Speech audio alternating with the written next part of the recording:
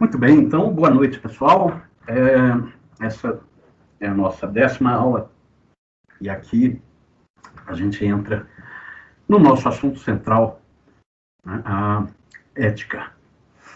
Nós terminamos os textos do Cortella e da Maria Lúcia e vimos lá a que tipo de ser, né, cabe a questão do comportamento, né, e da interação uns com os outros, e porque essa interação ela é uma fonte de problemas e deve possuir lá suas normas, suas regras, né? Então, esse é um texto da Marilyn Chauí, é um texto bastante curtinho, ele está aí em arquivos, tá? Vocês já tiveram a curiosidade de abrir e perceberam que, além de ser um texto rápido, ele possui uma linguagem bem simples e, na verdade, ele diz muito mais coisas do que, né, ele coloca aí nas suas linhas.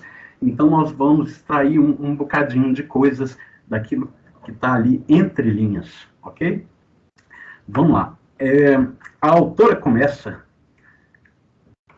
arrolando alguns exemplos que nos demonstram a existência, que ilustram, pelo menos, a existência de uma espécie de um sentido que não é um sentido físico, mas é como se fosse, porque, apesar dele ser um sentido interno, um sentido mental ou espiritual, se quiser assim, ele, tal como os sentidos físicos, ele capta a existência de algo que está fora de nós, que possui, portanto, uma existência enquanto objeto, uma existência objetiva, e que, como nós vamos ver, não é um objeto da natureza.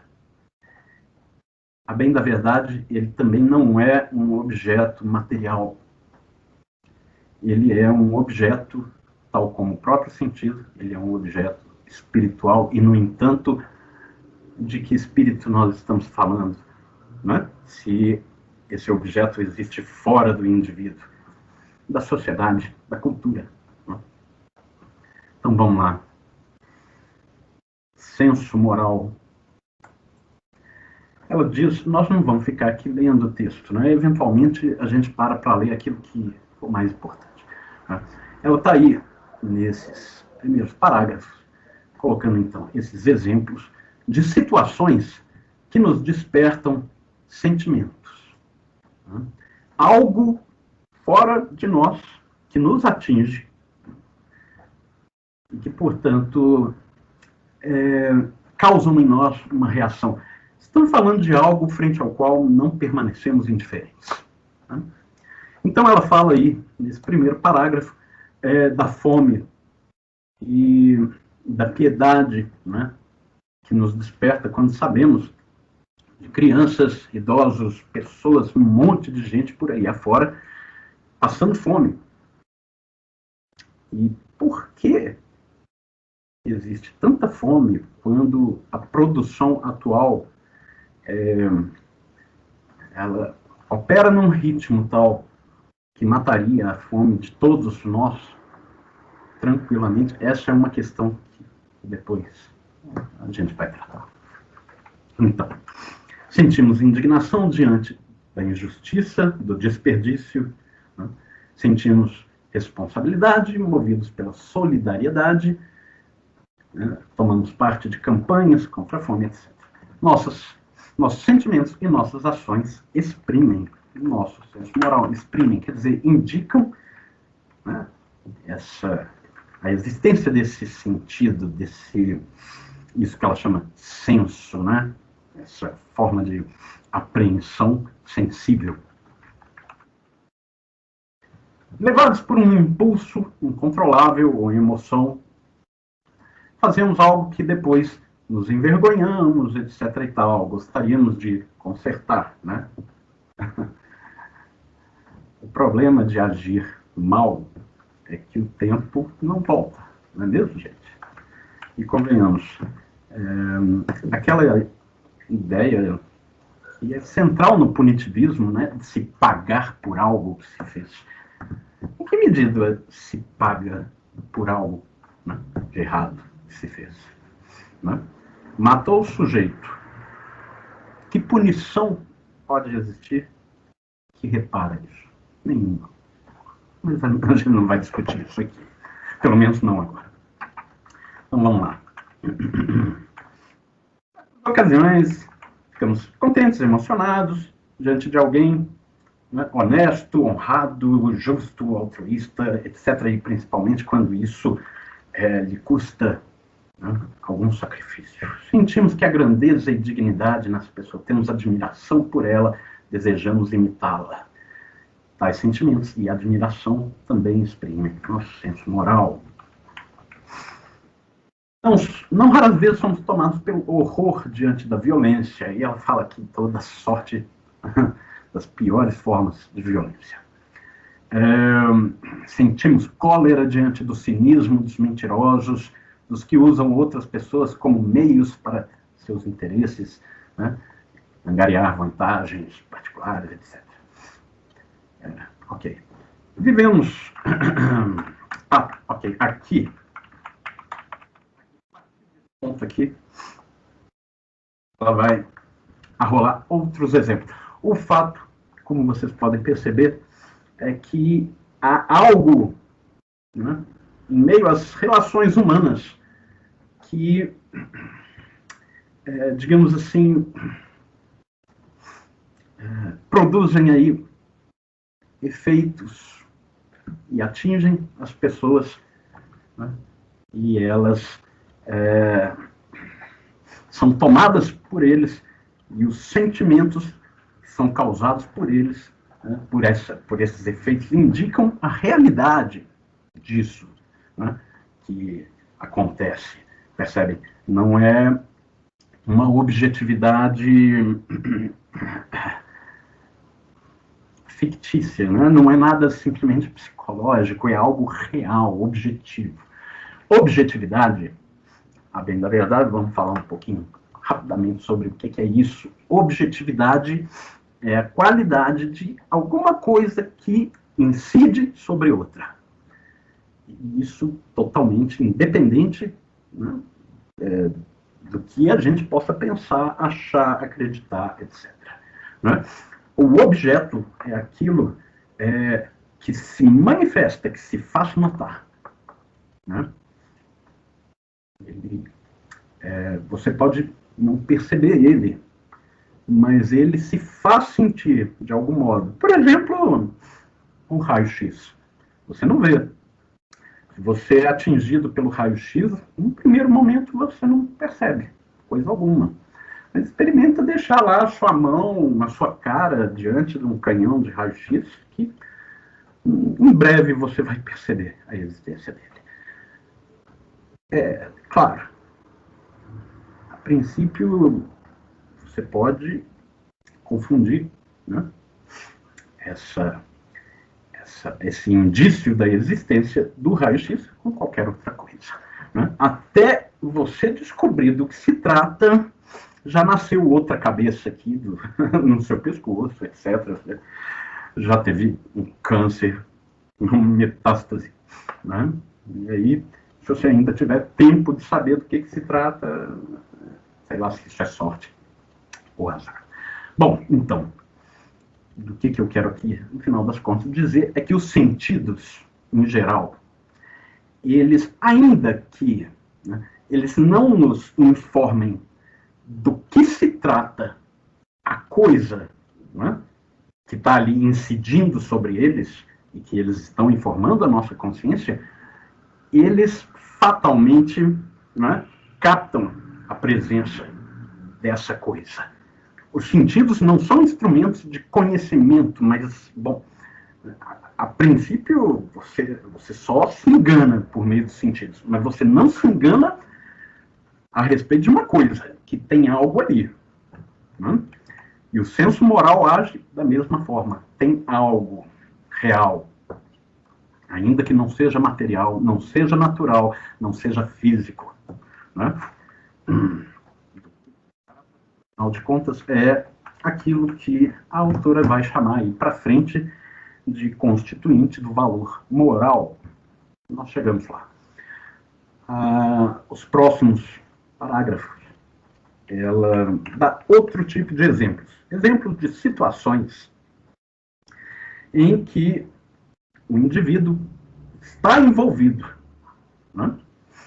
E que não só afetam o senso moral, mas apela à consciência moral do indivíduo. Ou seja, aqui já não estamos falando do aspecto passivo, aquele, né, que o indivíduo simplesmente sofre, que vem de fora para dentro. Aqui agora nós estamos diante da exigência de ação, né? Já não falamos mais do passivo, mas agora do ativo. É preciso responder à situação. Então, no primeiro caso, ela fala de um parente com doença terminal ligado a máquinas, em sofrimento, etc. E a questão é, devemos manter essa pessoa viva, uma vez que não há cura, não é? Só há sofrimento? Não seria melhor um tipo de eutanásia, né? Acabar com o sofrimento? O que fazer? Qual é a ação correta? É o que ela pergunta aqui, sozinho do parágrafo. Uma jovem descobre que está grávida. Esse vale a pena ler. Porque, convenhamos, essa situação é tão universal que a gente certamente conhece quem já passou por isso quando não somos nós mesmos, né, que já passamos ou estamos passando ou ainda passaremos. Uma jovem descobre que está grávida, sente que seu corpo e espírito não estão preparados para a gravidez. Sabe que o parceiro mesmo que deseja apoiá-la, supondo que já não tenha fugido, né, é tão jovem e despreparado quanto ela, e ambos não têm como se responsabilizar plenamente pela gestação, parto e criação do filho. Estão desorientados, não sabem que podem contar com o auxílio de suas famílias, supondo que tenham famílias. Se ela for estudante, terá que deixar a escola para trabalhar a fim de pagar o parto e arcar com as despesas da criança. Sua vida e futuro mudarão para sempre. Se trabalha, sabe que perderá o emprego porque vive numa sociedade onde os patrões discriminam as mulheres grávidas, afinal, né, elas custam uma licença maternidade. Se é que isso ainda existe, o Bolsonaro já não acabou com isso, sei lá. Sobretudo, as mães solteiras. Receia não contar com os amigos, ao mesmo tempo deseja a criança, sonha com a criança e tem medo de dar a essa criança uma vida miserável e ser injusta com quem não pediu para nascer. Pode fazer um aborto? Deve fazê-lo? Eis a questão. Pai de família desempregado, filhos pequenos, esposa doente, recebe uma oferta de emprego que exige que seja desonesto, deve ser contador, e cometa irregularidades que beneficiem o patrão. Sabe que o trabalho pode permitir sustentar a família, pagar o tratamento da esposa. Pode aceitar um emprego sabendo o que será exigido dele, ou deve recusá-lo, né, e ficar ao Deus dará, esperando que caia do céu outra oportunidade, né, enquanto vê os filhos com a fome e a mulher doente. Isso aqui de um cara que namora uma moça e é correspondido por ela, conhece outra moça, se apaixona por ela, e ela se apaixona por ele, aí a questão é, pode namorar as duas, deve falar com elas, né? Deve romper com uma e ficar só com outra. Será que dá para namorar as duas ao mesmo tempo? Enquanto ele não decide isso, não sabe se deve falar ou não, uma pessoa passa, vê ele com a outra moça lá, conhece ele, conhece a namorada anterior, conhece todo mundo, e aí, esse cara deve contar para a primeira lá o que ele viu, deve ficar calado, o que se deve fazer? Uma mulher vê um roubo, uma criança faminta, maltrapilha, abandonada, etc., rouba umas frutinhas na mercearia. Sabe que o dono da mercearia está passando por muitas dificuldades ao negar os impostos e que o roubo fará diferença para ele, mas vê também a situação da criança. Deve denunciar a criança, julgando que com isso ela não se tornará depois um adulto especializado nessa prática, ou seja, um ladrão, e evitar o prejuízo do dono da mercearia, ou deve, né, ficar quieta, porque a criança corre risco de uma punição excessiva, ser levada para a polícia, e aí, né, vai saber o que vai acontecer. Ser jogado novamente às ruas e agora revoltada, passar do furto ao homicídio. Nossa, a pessoa que leva tudo isso em consideração, tá de parabéns. Mas, percebam, essas situações, né, colocam nossos valores em xeque.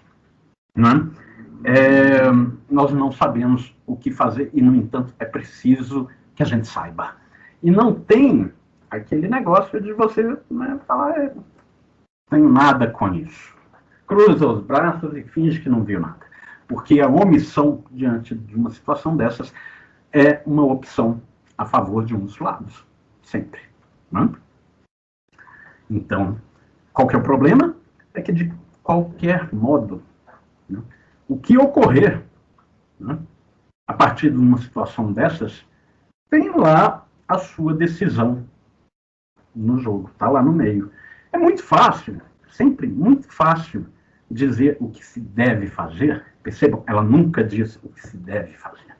Mas é muito fácil dizer quando não é o nosso que está na reta, não é mesmo? Mas quando é, vocês percebem, a situação se torna dramática. É preciso saber o que fazer e depois é preciso lidar com aquilo que a gente escolheu. E como se não bastasse, por vezes a gente não tem muito tempo para medir, para pesar as coisas, para decidir e escolher aquela que estamos certos de que é a melhor decisão, porque o tempo urge e você tem que apostar, às vezes, que o melhor a fazer é aquilo ali mesmo e vai lá e faz, porque é agora que tem que ser feito, tem que ser resolvido. Né? Ah, mas eu não queria. Você não queria fazer o quê, né? Deu azar. Né? Estava passando na rua, viu lá a velhinha, o estuprador, a velhinha enchendo o estuprador de pancada com guarda-chuva, furando o olho do cara e tal, e você, é um casal namorando. Não, não é bem assim. O cara está sendo estuprado pelo velho. E você não vai fazer nada. Perceba, a abstenção muitas vezes é cumplicidade, não é? Não é uma mera, eu não tenho nada com isso mesmo, dane-se. Então, esse o nosso problema. O problema da ética é um problema prático. E ele é um problema cotidiano. Né? Roubadas acontecem o tempo todo. Né? E como ela diz aí, né, nossas dúvidas quanto ao que fazer não só manifestam o senso moral, mas põem à prova nossa consciência moral, pois exigem que decidamos o que fazer. Há uma exigência aí, da qual não dá para escapar. Como assim não dá para escapar? Eu não tenho nada com isso. Olha, sinto muito, você deu azar. Agora você tem. Passou, viu o que está acontecendo, fingir que não viu, já é uma decisão. E qual que é o problema disso? É que você vai ter que responder não só aos outros por isso. Você vai ter que responder a você mesmo, na hora de você pôr a cabeça lá no travesseiro. Né? Porque daquela situação pode ter ocorrido uma outra coisa que, eventualmente, quem sabe você poderia ter evitado. E quando você, assim, né, pensa no horror que você podia ter evitado e não evitou por covardia sua, haja Rivotril, né, para você conseguir sossegar, né, pensando nisso. Ou haja cinismo.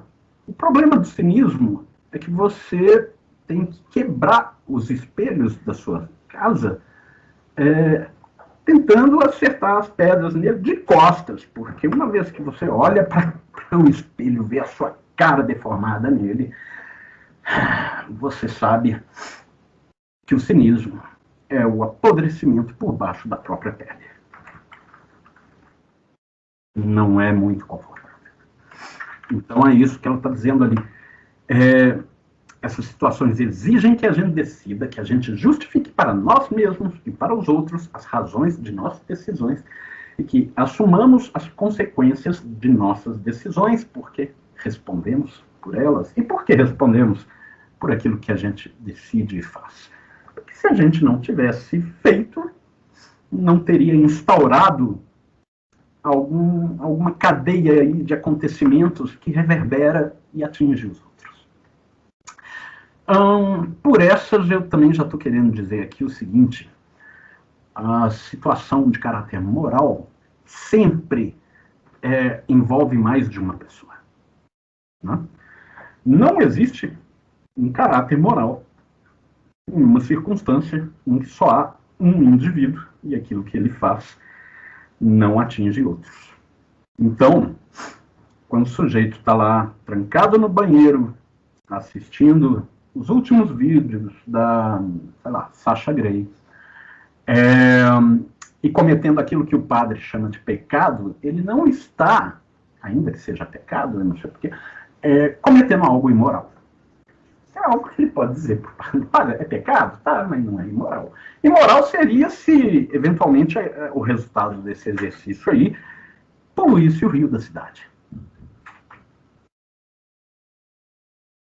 Aí seria imoral. Aí seria eco-imoral. Enfim.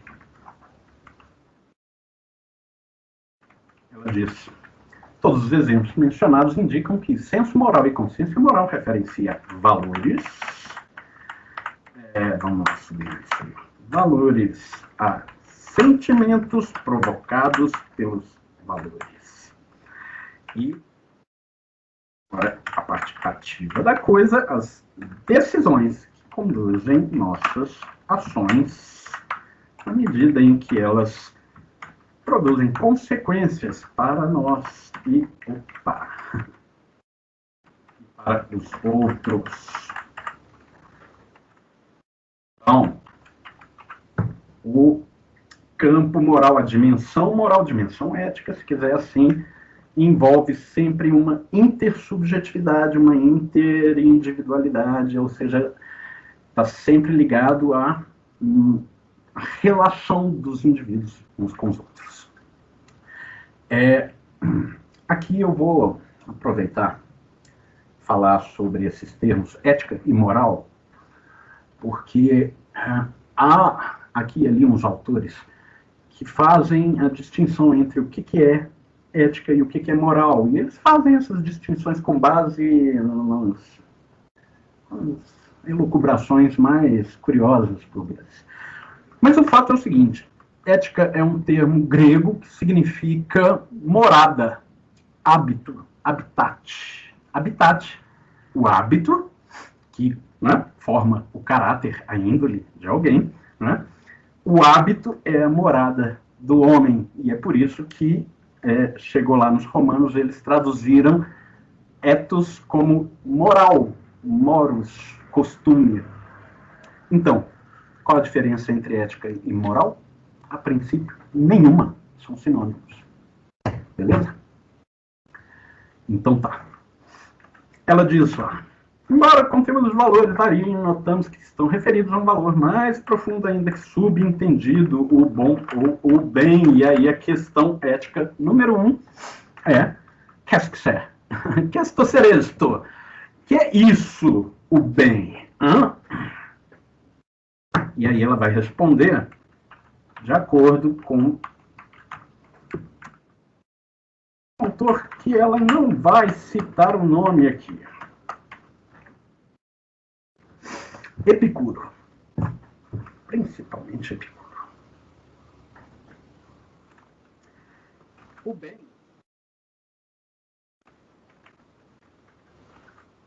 bem diz respeito a relações que mantemos com outros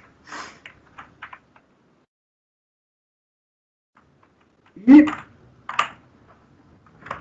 conosco mesmos. O bem isso vai ficar um pouco mais claro aí para frente, ela vai falar com todas as letrinhas. O bem é aquilo que concorre para preservar a integridade e o bem-estar do indivíduo, tanto o aspecto físico quanto psíquico, etc., né? E das relações do indivíduo com os outros. Portanto, o bem diz respeito àquilo que mantém a saúde, o bem-estar, a integridade do indivíduo e da sociedade, do grupo, dos laços sociais que ele mantém com os outros indivíduos. Né? E aí nós temos aqueles dois polos que configuram a humanidade, indivíduo e sociedade. Né? Polo singular, polo universal. Né? O Epicuro diz prazer e amizade. Né? O prazer do bem-estar, não é um prazer hedonista de glutão luxurioso nem nada, não, é o prazer da saúde. Né? E a amizade é a saúde e a integridade dos laços do indivíduo, né, com outros indivíduos. Ok, pessoal?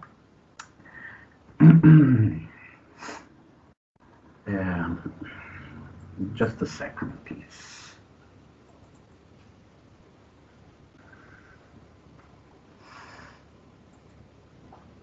Nossa aula termina daqui 15 minutinhos.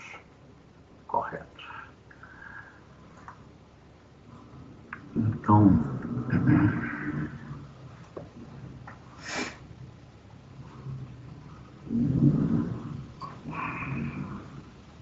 acho que esses 15 minutinhos são suficientes para a gente falar desse segundo tópico, que não é, de forma alguma, importante no interior do texto. É ela que, a autora, está querendo simplesmente distinguir o que é um juízo de fato e um juízo de valor. O juízo de fato é aquele que a gente profere quando constata alguma coisa. Né? Tá chovendo, olha aí, ó.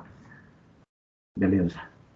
Alguém diz, fecha a porta porque está molhando tudo aqui dentro. Bom, o sujeito está falando algo que ele está constatando, mas percebam que há um juízo de valor nesse proferimento, porque o juízo de valor ele contém um elemento normativo. Está molhando tudo aqui dentro, ele está querendo dizer que não devia estar aberta essa porta aí e a chuva molhar tudo aqui dentro, essa porta devia estar fechada. Percebem? O juízo de valor possui, portanto, ali por trás dele, por vezes explicitamente, o anúncio de um dever. A porta devia estar fechada. Né? Quando o sujeito vira para o outro e fala, cara, você é massa, e vira e fala, aquele sujeito ali é paia. Né? Ó, baixo astral. Qualquer coisa desse tipo. O que ele está falando? Que devemos ser, né, massa, legais, bacana, gente boa, sangue bem e tudo e tal. E que não devemos ser, né, aquele tipo de sujeito que é ilegal, que não é o sujeito, né, com quem se deva compartilhar a amizade, etc., porque, né, o sujeito não tem que entrar no bote. Tipo isso. Então, juízos de valor são juízos normativos. Ok? Percebam, eu dei esse exemplo da porta porque, às vezes, a gente não percebe o valor, o juízo de valor, ali por trás do juízo de fato. Não é? Mas há juízos de fato, né, que o juízo de valor está lá embutido. Eu falava com os meninos em sala de aula. Nossa, como essa turma aqui está vazia. É uma constatação? É um juízo de fato? Mas por que eu falei isso? Né? Porque, de algum modo, eu estava dizendo também que aquela turma devia estar presente à aula. E, uma vez que não está, isso não era exatamente o que se esperava, né, por parte desses alunos. Né? De modo que eles não estavam agindo de forma muito adequada. Percebem? Então, temos aí que Nem todo juízo de valor traz uma constatação, mas por vezes um juízo de fato traz mais que uma constatação, traz também uma avaliação. Né? Bom, aí ela vai falar um blá blá blá aqui que não vem ao caso. O que viria aqui mesmo ao caso, e que na verdade vai render para as próximas aulas, é quando ela diz aí que não notamos o caráter histórico e cultural dos nossos valores morais e, por vezes, nós pensamos que eles são naturais. Isso acontece especialmente em sociedades, né, cujo dinamismo, intercâmbio com outras culturas é quase nulo. Né? É ali onde a tradição realmente se vive e não se defende. Porque aquele pessoal que está defendendo aí nas ruas a tradição está defendendo algo que, de algum modo, já não vige mais. Né? Defender tradições é defender algo que o tempo, né, mostrou ter caducado. Todas essas coisas nós continuamos a falar semana que vem. Combinado, pessoal? Aí a gente entra aqui nesse tópico. Ética e violência. Para acabar com a violência só com muita porrada. Ou não.